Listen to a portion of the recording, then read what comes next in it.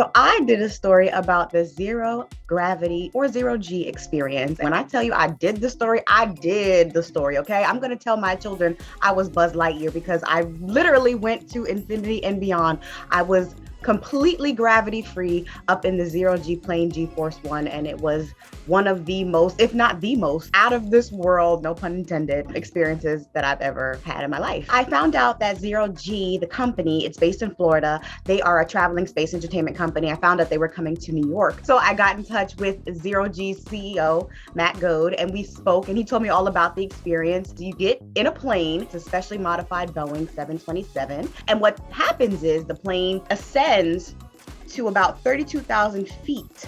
And then right at the top of that hump, if you will, it goes over and there's a moment of 30-second gravity-free time for passengers. You get this really, really cool spacesuit. I'll try to show you mine. This is my Zero G spacesuit. It came with my name tag, and they give you some socks to wear so that you're not kicking everyone with your stinky feet or your stinky socks. Going gravity-free felt like, to put it in just basic terms, it's somewhat like swimming, only there's no water resistance. But when you're in free air, free space, and you're just floating in thin air, there's nothing to fight back. So your initial reaction is to kick and swing your arms, but the coaches on Zero G's plane G-Force One tell you don't do that because you're going to kick someone else. And I did it, and I did. But then once you get comfortable, you do feel like this freedom that you never felt. You know, you feel like you're flying. Over the summer, there was so much in the news and in our space about space tourism. Jeff Bezos and Richard Branson, they spent tons and tons and tons of money because they have tons and tons and tons of money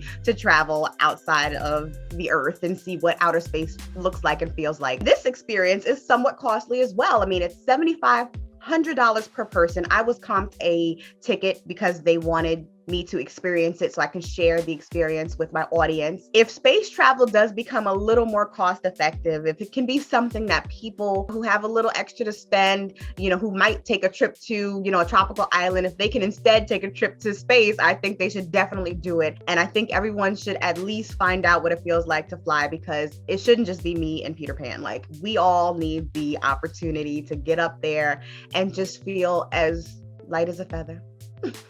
I've always been into space tourism, even as a little girl. In fact, when I was in the second grade, the teachers found an old bus, had the superintendent, Mr. Brzezinski, gut it, painted white. We all got our astronaut outfits on and we put helmets on. We learned all about space and we turned that bus into our very own spaceship. It's just really cool to have that full circle moment of being that little girl in an astronaut suit to being an adult in an astronaut-like environment, 32,000 feet in the air without one drop of gravity holding me back.